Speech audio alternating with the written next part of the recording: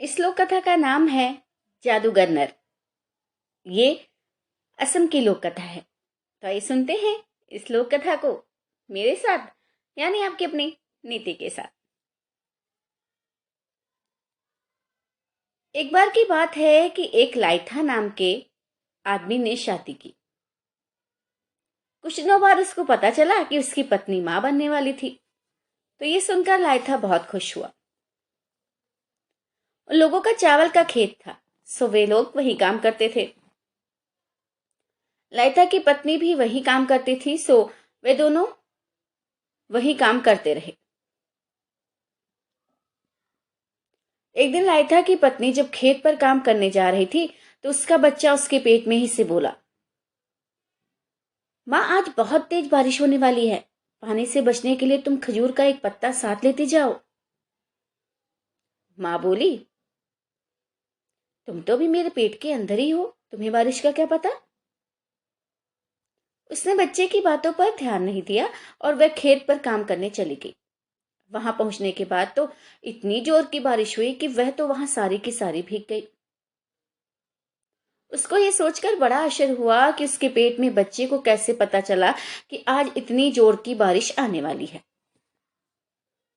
अगले दिन जब वह फिर खेत जाने के लिए तैयार हुई तो वह बच्चा फिर बोला, माँ आज बहुत गर्म होने वाला है, खेत पर अपने साथ पानी ले जाओ पीने के लिए। पर माँ ने फिर वही जवाब दिया, कल तो कितनी तेज बारिश हुई थी और आज तुम गर्मी के बारे में बता रहे हो। तुम मौसम के बारे में इतना सब कैसे जानते हो? तुम तो भी मेरे पेट के अंदर ही हो। और वह खेतों को पानी पीने का पानी लिए बिना ही चली गई, बल्कि वह खजूर का एक पत्ता साथ में ले गई। पर खेतों पर पहुंचने पर वह खजूर का पत्ता तो काम नहीं आया, क्योंकि उस दिन वाकई बहुत गर्म था। पर हाँ, क्योंकि वह पानी साथ में लेकर नहीं गई थी, इसलिए वह घर प्यासी जरूर लौटी। इस तरह कुछ दिनों बाद वह बच्चा पैदा हुआ, तो उसका नाम रखा गया नर। खेतों पर इस समय फसल पक चुकी थी, उसकी कटाई हो रही थी। सो दोनों पति पत्नी खेत काटने में लगे हुए थे। वे नर को कहाँ छोड़ते, इसलिए वे इसको अपने साथ ही खेतों पर ले जाते थे। खेत पर ही उनका एक छोटा सा घर था, उसके बरामदे में वे उसको लिटा देते थे और खुद खेतों में काम करते रहते थे। एक दिन नर ने अपने ऊपर एक पतंग उड़ती हुई देखी। वह रो रही थी। उसको रोते देखकर नर ने उससे पूछा, ओ पतंग, तुम क्यों रो रही हो? क्या आज बहुत बारिश होने वाली है, या फिर आज का दिन बहुत गर्म होने वाला है? नर के माता पिता ने जो थोड़ी दूर पर काम कर रहे थे, किसी आदमी की बात करने की आवाज सुनी तो उनको लगा कि घर में कोई आदमी है जो बोल रहा है। सो नर का पिता जोर से बोला, कौन है? थोड़ा शांत रहो, इतनी जोर से मत बोलो, मेरा बेटा जाग जाएगा। पर बच्चे ने पतंग से अपना सवाल फिर से किया तो पिता को फिर से बात करने की आवाज सुनाई दी। वह फिर बोला, मैं कहता हूं कौन है हमारे घर में जो इतना शोर मचा रहा है? मैं कह रहा हूं कि शांत हो जाओ, और वह सुनता ही नहीं। इतना कहते कहते वह घर की ओर दबे पांव बढ़ा कि देखूं तो वहां कौन है। पर वहां जाकर उसे सिवाय अपने बच्चे के और कोई भी दिखाई नहीं दिया। उसने सोचा कि या तो उसको कुछ वहम हो गया था और वहां कोई था ही नहीं, और अगर वहां कोई था भी तो लगता है कि वह भाग गया। अगले दिन नर ने पतंग से फिर बात की तो नर के पिता ने फिर किसी के बात करने की आवाज सुनी। अब की बार वह घर की तरफ दबे पांव बढ़ा कि देखूं तो सही कौन है। पर वहां जाकर उसने देखा कि वहां तो उसका अपना बच्चा ही बात कर रहा था। ये देखकर उसको बहुत दुख हुआ और उसे डर लगा कि एक दिन उसका बेटा उसकी सारी जादुई ताकतें उससे ले लेगा, क्योंकि वह तो खुद ही एक बहुत अच्छा जादूगर था। सो इससे बचने के लिए उसने नर की जीभ का एक छोटा सा टुकड़ा काट लिया। लाइथा ने अपना जादू अपनी पीठ पर बने एक घूमड़ में रखा हुआ था, जो उसके कंधे की हड्डी के बिल्कुल नीचे था। नर जब 12 साल का हो गया तो वह चिड़ियों का शिकार करने लायक हो गया था। एक दिन वह एक गली से जा रहा था कि वहां उसने एक लड़की को बैठे कपड़ा बुनते हुए देखा। उसने उसको छेड़ना शुरू कर दिया। उसने उस लड़की की कपड़ा बुनने की शटल फेंक दी। ये सब उस लड़की को अच्छा नहीं लगा। लड़की बोली, देखो, मुझे तंग मत करो। यदि तुम मुझे तंग नहीं करोगे तो मैं तुम्हें बताऊंगी कि तुम असल में क्या हो। नर ने उसको तंग करना बंद कर दिया और उससे पूछा, अब बताओ मैं असल में क्या हूं? तो लड़की बोली, देखो, तुम्हारे पिता ने बचपन में ही तुम्हारी जीभ में से एक टुकड़ा काट लिया था ताकि वह तुम्हारा जादू ले सके। नर तुरंत ही घर गया और पेट के दर्द का बहाना बनाकर पड़ गया। उसके पिता ने उसके ऊपर बहुत से जादू किए, पर उसका कोई जादू उसके पेट के दर्द पर काम नहीं कर सका। फिर नर ने अपने पिता से कहा कि यदि वह उसको अपनी पीठ पर बिठाकर थोड़ी देर घुमा दे तो शायद उसके पेट का दर्द ठीक हो जाए। उसके पिता ने उसको उठा तो लिया, पर इस डर से कि कहीं वह उसका जादू न चुरा ले, उसको अपनी जांग पर बिठाकर घुमाने लगा। पर इससे तो नर का काम नहीं बनता था, सो वह बोला, पिताजी मुझे थोड़ा सा और ऊपर की तरफ कर लीजिए। अब की बार उसके पिता ने इसको अपने सिर से भी ऊंचा कर लिया। नर फिर बोला, पिताजी अब मैं बहुत ऊपर हो गया, थोड़ा सा और नीचे। आखिर उसके पिता ने उसको अपने कंधे पर बिठा लिया। जैसे ही वह पिता के कंधे पर बैठा, उसे पिता के गोमड़ में काट लिया और उसे काटे हुए हिस्से को सारा का सारा निकल गया। हालांकि उसके पिता ने उससे बहुत कहा कि कम से कम थोड़ा सा जादू तो उसके लिए छोड़ दे, पर उसने जवाब दिया, पिताजी अब तो मैंने वह सारा का सारा निगल लिया। नर की अक्लमंदी। जब नर और बड़ा हो गया तो उसने अपनी अक्लमंदी और ताकत को जांचना चाहा। एक दिन उसने अपने पिता से कहा, पिताजी आपको क्या लगता है, सुअर के ज्यादा पैसे मिलेंगे या चाव के? उसके पिता ने कहा, इसमें भी कोई पूछने की बात है, सुअर के पैसे ज्यादा मिलेंगे। देखते हैं, कहकर ये बताने के लिए कि चाव के पैसे ज्यादा मिलेंगे, वह चावल बेचने के लिए चला गया और अपने पिता को सुअर बेचने के लिए भेज दिया। लोगों ने सुअर खरीदने की तो हिम्मत नहीं की, पर चावल क्योंकि सभी खाते थे, इसलिए उसे हर आदमी थोड़ा थोड़ा लेना चाहता था। और इस तरह चावल तो जल्दी खत्म हो गया, पर उसके पिता का सुअर नहीं बिका। नर ने अपने पिता से पूछा, पिताजी आप ठीक हैं या मैं? उसके पिता ने जवाब दिया, बेटा तुम ही ठीक थे, तुम तो टोसो हो। तुम तो जब अपनी माँ के पेट में थे तुम तभी से बहुत अक्लमंद हो। कुछ दिन बाद नर ने अपने पिता से पूछा, पिताजी अगर एक हिरन और एक चूहा दोनों सड़क पर भागे जा रहे होंगे तो लोग किसका पीछा करेंगे, हिरन का या चूहे का? उसके पिता ने तुरंत जवाब दिया, हाँ, ये भी कोई पूछने की बात है, लोग हिरन का ही पीछा करेंगे। फिर नर ने अपने पिता को गलत साबित करने के लिए खुद तो एक चूहा सड़क पर छोड़ दिया और अपने पिता से एक हिरन छुड़वा दिया। जैसे ही हिरन को छोड़ा गया वह तो तुरंत ही भाग गया, मगर जब चूहा छोड़ा गया तो उसे सबने देखा। वह सब उसके पीछे दौड़े, उसको पकड़ा और उसको मार दिया। इस प्रकार नर ने यह फिर से साबित कर दिया कि वह सही था और उसका पिता गलत। तो नर के पिता ने उसे फिर से वही जवाब दिया जो उसने पहले दिया था। नर अब बहुत होशियार जादूगर हो गया था और अब वह किसी से डरता भी नहीं था। एक दिन नर का पिता एक गांव के सरदार नसाइपो से मिलने गया। नसाइपो भी एक बहुत बड़ा और होशियार जादूगर था। जब नर का पिता नसाइपो के पास पहुंचा तो नसाइपो ने उससे पूछा, तुम यहां तक मौत की नदी पार करके आए हो ना? नर के पिता ने कहा, हाँ, मैं मौत की नदी पार करके आया हूं। इसके बाद नसाइपो ने बियर खोली, उसमें से उसने खुद भी ली और नर के पिता को भी दी। जैसे ही नर के पिता ने बियर चखी वह मर गया। नसाइपो ने उस बियर को नरक के पिता को देने से पहले नर के पिता को देने से पहले ही उसके ऊपर जादू कर दिया था। नर ने जब ये सुना कि नसाइपो ने उसके पिता को मार डाला तो वह बहुत गुस्सा हो गया और उसने नसाइपो से बदला लेने का विचार किया। वह नसाइपो के गांव चल दिया। नसाइपो ने नर को अपने घर की तरफ आते देख लिया था, तो उसने अपने जादूगरों को बुलाया और उनको खाने पर पूरे घर में और घर के दरवाजे पर तैनात कर दिया ताकि नर उसको कोई नुकसान न पहुंचा सके। नर भी होशियार था, उसने भी यह सब दूर से ही देख लिया था। नसाइपो अपने घर के बाहर पहरा दे रहा था, सो नर एक चूहा बन गया और रात के समय नसाइपो के घर में एक छेद में से होकर घुस गया। वह एक भट्टी के पास जाकर निकला और वहां जाकर वह फिर से आदमी बन गया।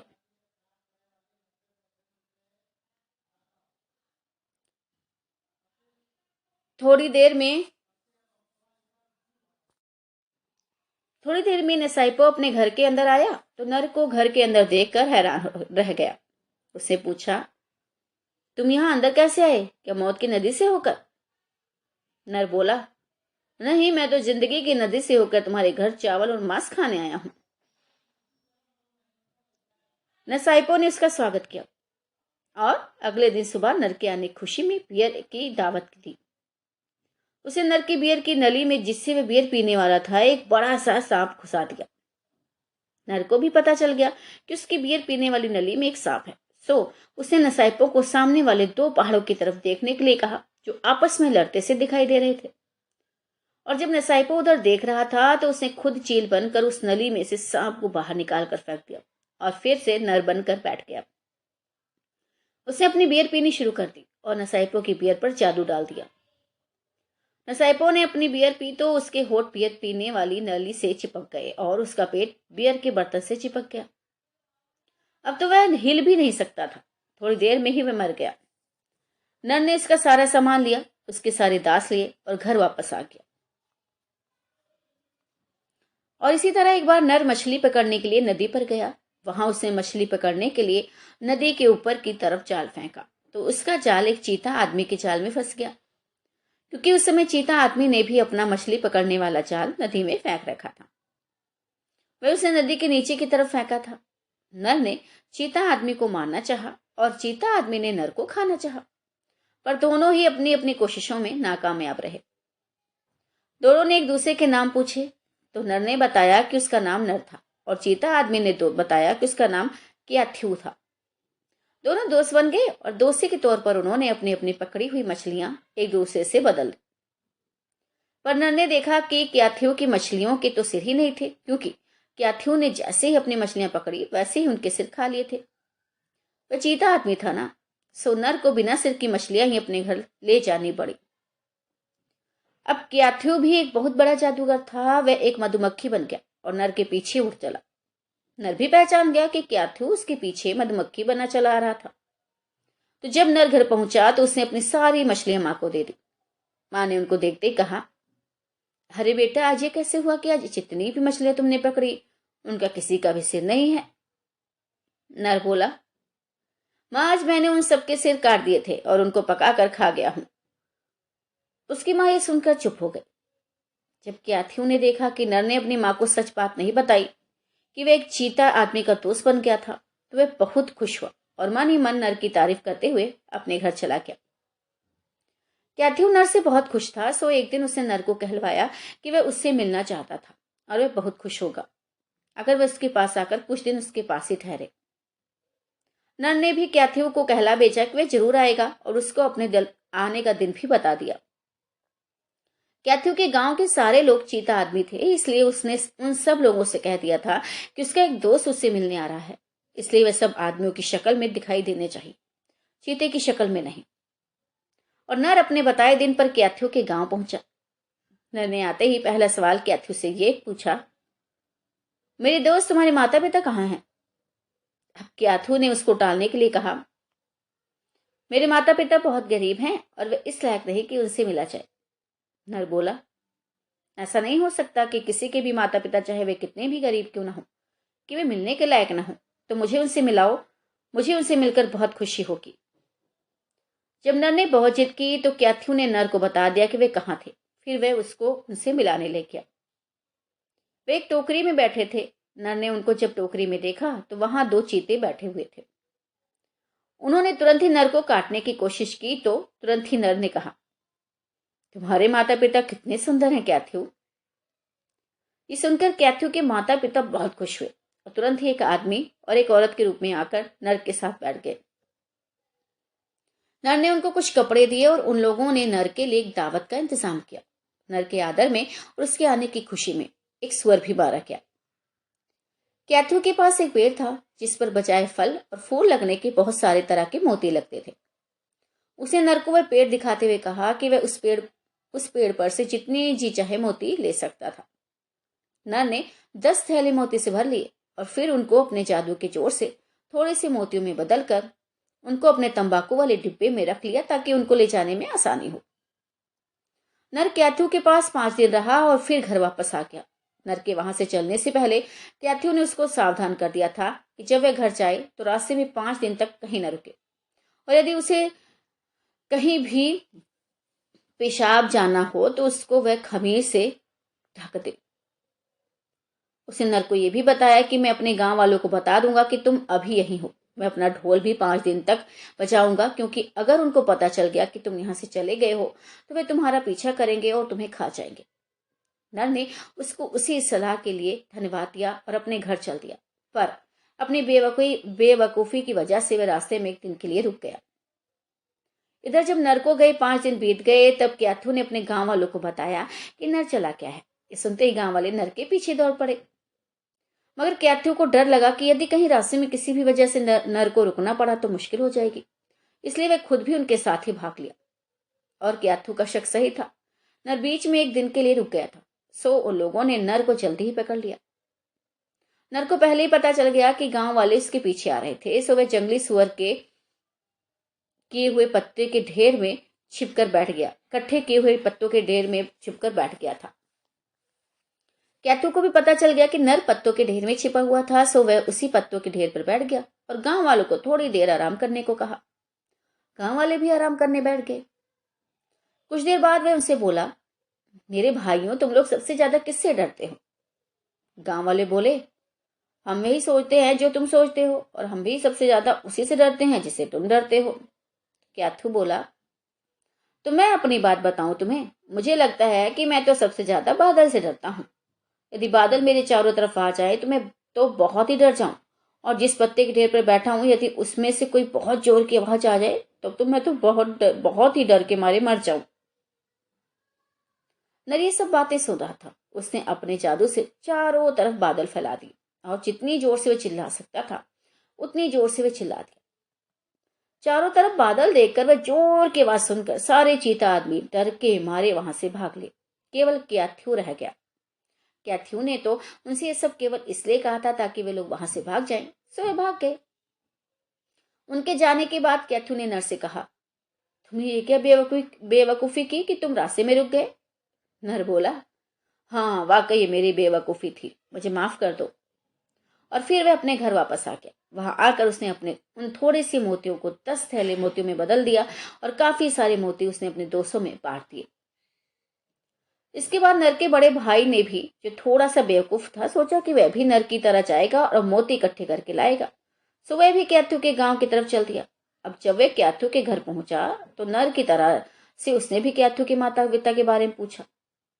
कैथ्यू ने उसको टालने के लिए कहा कि मेरे पिता बहुत गरीब हैं और वह इस लायक नहीं है कि उसे मिला जाए। लेकिन नर के भाई ने भी नर की ही तरह जवाब दिया कि दुनिया में कोई भी माता पिता ऐसे नहीं हो सकते जिनसे ना मिलना चाहिए, और जो गरीब हो मैं तो मिलूंगा। भाई जब नर के भाई ने बहुत जिद की तो कैथ्यू उनको उनसे मिलाने ले गया, पर जब उससे टोकरी में देखा तो वहां 2 चीते बैठे हुए थे। उनको देखकर वह डर गया और बोला, मुझे तो डर लगता है। बस कैथ्यू के माता पिता ने नर के भाई को छोट मोट काटने का बहाना किया, पर यह सोच कर कि वह एक बेवकूफ है, उसे माफ कर दिया। अब कैथ्यू ने नर के भाई को भी अपना वह पेड़ दिखाया जिस पर बजाय फल और फूलों के कई तरह के मोती आते थे, और उसे कहा कि वह उस पेड़ पर से जितने चाहे उतने मोती ले ले। नर के भाई ने उस पेड़ पर से जितने मोती थे वह आसानी से ले जा सकता था, उतने मोती ले जाकर घर जाने को तैयार हो। कैथ्यू ने उससे भी कहा कि तुम सीधे घर जाना, रास्ते में कहीं नहीं रुकना। भाई जो जो उनसे कहा था नर से वैसे उसको समझाया, और इस तरह ये सब सुनकर नर का भाई अपने घर चला गया। पर वह बेवकूफ रास्ते में 2 दिन रुका, अब इसलिए कि मोतियों को एक साथ रखने के लिए धागा ढूंढता रहा। 5 दिन के बाद कैथ्यू के गांव वालों ने उसका पीछा किया और उसको पकड़ लिया और खा लिया। कैथ्यू ने गांव वाले से कहा कि तुमने मेरे दोस्त नर के भाई को खाया, अब नर बहुत गुस्सा होगा, तुम उसको उगल दो। सारे चीतों ने मिलकर कैथ्यू का कहना माना और नर के भाई को उगल दिया। कैथ्यू ने उसके शरीर के सारे टुकड़े जमा करके जोड़ दिए, पर उसके शरीर का एक टुकड़ा एक बूढ़े चीते की दाढ़ में फंसा रह गया। उस टुकड़े को वह किसी तरह भी नहीं निकल सका, इसलिए नर के भाई का शरीर पूरा नहीं हो सका और उसके एक बगल में एक छेद रह गया। अब उस छेद को उन्होंने मधुमक्खी का मोम भरकर पूरा कर दिया और उसको घर भेज दिया। नर का भाई जब घर पहुंचा तो उसने नर से कहा, देखो मैं भी थोड़े से मोती ले आया हूं। पर नर ने कहा, नहीं भाई, ये तुम नहीं हो, ये तो तुम्हारी लाश है जो घर वापस आई है, क्योंकि चीतों ने तो तुम्हें खा ही लिया था। नर के भाई ने कहा, नहीं ये झूठ है, मैं तो अभी जिंदा हूं, मुझे क्यों मारना चाहिए, क्यों मरना चाहिए। नर बोला, यदि तुम मेरी बात नहीं मानते तो अपनी बगल देखो, उसमें मधुमक्खी का मोम भरा है, और अगर तुम इस मोम को निकाल दोगे तो जिंदा नहीं रहोगे। नर के भाई ने जैसे वह मोम अपनी बगल से निकाला, वह मरा हुआ जमीन पर गिर गया। नर अपने भाई की मौत पर बहुत गुस्सा था। उसने कैथायु से पूछा, तुमने मेरे भाई को क्यों मारा, अब हमको लड़ना पड़ेगा। कैथू ने जवाब दिया, देखो मैंने कुछ नहीं किया, मैंने तो उसको मोती भी दिए, उसको ठीक से रखा भी। तुम्हारे भाई की मौत उसकी अपनी गलती से हुई, पर इस पर भी यदि तुम लड़ना चाहो तो लड़ सकते हो, मैं तैयार हूं। लड़ने से पहले दोनों ने आपस में ये तय किया कि लड़ाई में जो भी मरेगा दूसरा आदमी उसके सिर को ट्रॉफी की तरह से अपने घर के बरामदे में नहीं लगाएगा। हाँ, वह अपने शत्रु के ऊपर जीतने की रस्म जरूर पूरी कर सकता है। और इस प्रकार वे दोनों लड़ने के लिए तैयार हो गए। कैथू नर को नहीं देख पा रहा था और नर कैथू को नहीं देख पा रहा था। सो नर ने अपनी मोम की एक मूर्ति बनाई और उसको खेत में बने घर के चबूतरे पर रख दिया। उस मूर्ति को चबूतरे पर रखकर वह खुद उस घर के अंदर अपना तीर कमान लेकर बैठ गया। अब कैथू भी नर के पीछे पीछे गया और चबूतरे पर रखी मूर्ति को नर समझा और उसको मार डाला। जैसे कैथू ने नर के मूर्ति को मारा, नर ने उसे 2 तीर मारे और घायल कर दिया। कैथू नीचे गिर गया और लेटे लेटे नर से बोला, मेरे दोस्त, तुम मुझसे ज्यादा ताकतवर हो, मैं तुमसे हार गया। और यह कहकर वह मर गया। नर ने कैथू का सिर तो ले लिया, पर उसने उसके एक दास को मारकर उस पर अपनी जीत की रस्म पूरी की। अपने वादे के मुताबिक उसने कैथू का सिर अपने घर के बरामदे में दूसरी ट्रॉफियों के साथ नहीं टांगा। और इसीलिए आज भी लखेर जनजाति के लोग चीते आदमी का सिर अपने घरों में नहीं लटकाते। इस घटना के बाद नर ने अनजाने में एक चीता लड़की वोरी से शादी कर ली। वोरी जब नर घर पर नहीं होता था तो उसके दोस्तों को खा जाती थी। उसके दोस्तों ने एक बार उससे कहा भी कि नर, तुम्हारी पत्नी चीता लड़की है, जब तुम नहीं होते तो वह हमको मार देती है और खा जाती है। तुमको उसे मार देना चाहिए, नहीं तो एक दिन वह हम सबको खा जाएगी। ये सुनकर नर बहुत दुखी हुआ, क्योंकि वह वोरी को अपने हाथों से नहीं मारना चाहता था, पर वह उस चीता लड़की के साथ रह भी नहीं सकता था। सो एक दिन उसने बांस के पानी भरने के एक बर्तन में छेद कर दिया और अपनी पत्नी पर जादू डालकर उससे कहा कि वह नदी से उस बांस के बर्तन में पानी भर लाए। नर के जादू की वजह से वोरी उस बर्तन का छेद नहीं देख पाई और उसने उस बर्तन में पानी भरना शुरू किया। जब वह पानी भर रही थी तो नर ने नदी पर अपना जादू फेंका। जब वह पानी भर रही थी तो नर ने नदी पर अपना जादू फेंका। उसके जादू की वजह से वह नदी के ऊपर से बहुत सारा पानी आ गया और उसकी पत्नी को अपने हाथ साथ बहा कर ले गया। जब नर उस पानी के बहाव का इंतजार कर रहा था तो वह रो पड़ा। उसको रोते हुए देखकर उसकी पत्नी ने पूछा, नर, तुम क्यों रो रहे हो। नर बोला, बहुत तेज बारिश आने वाली है, तुम जल्दी से पानी भर लो और फिर घर चलो। कहकर उसने जादू के कुछ शब्द बोले और तुरंत ही जोर की बारिश, हवा और नदी का पानी सब एक साथ आ गए और वोरी को बहा कर ले गए। ये सब देखकर नर बहुत दुखी होकर अपने घर चला आया। वह इतना दुखी हुआ कि वह 10 दिन तक कुछ खा ही नहीं सका। उसके संबंधियों को लगा कि वह अपनी पत्नी की वजह से बीमार हो गया है, इसलिए उन्होंने उसको सलाह दी कि वहीं जाकर अपनी जान दे दे जहां उसकी पत्नी की जान गई थी। नर ये सुनकर बहुत खुश हुआ। उसने एक तुम्बा और एक सूत लपेटने वाली एक अटेरन ली और नदी की ओर चल दिया। उसने तुम्बा अटेरन दोनों नदी में फेंक दी और बोला, ओ तुम्बे और अटेरन, तुम तैर कर वहां जाओ जहां मेरी पत्नी है। तुम्बा और अटेरन तैरते हुए चले और समुद्र के पास आकर रुक गए। इससे नर को पता चल गया कि उसकी पत्नी वहीं थी। वह अपने आप को समुद्र में फेंकने चाह ही रहा था कि उसने किनारे पर बहुत सारे सिपाही खड़े देखे। उसने उनसे कहा, हो छोटे बालों वाले विदेशियों, तुम मेरी तलवार ले लो। और यह कहकर उसने अपनी तलवार पानी में फेंक दी। सिपाहियों ने वह तलवार पकड़ ली और रख ली और बोले, ओला था कि बेटे, तुम्हारी ताकत तो बिजली की तरह है। नर फिर बोला, मैं पानी के अंदर जा रहा हूं, लेकिन उससे पहले जो कुछ मेरे पास है वह मैं बाहर फेंकना चाहता हूं। मेरी अक्लमंदी, मेरी ताकत, मेरा जादू, जो कोई चाहे वह इन्हें ले सकता है। और ऐसा कहकर उसने अपना सब कुछ बाहर फेंक दिया और पानी में कूद गया। कहते हैं कि उन सिपाहियों ने अपनी अपनी पगड़ी फैलाकर नर की सब चीजें ले ली। इसीलिए आज की सारी अक्लमंदी, ताकत, जादू और लिखने की कला भी सब नर से ही आई है। समाप्त।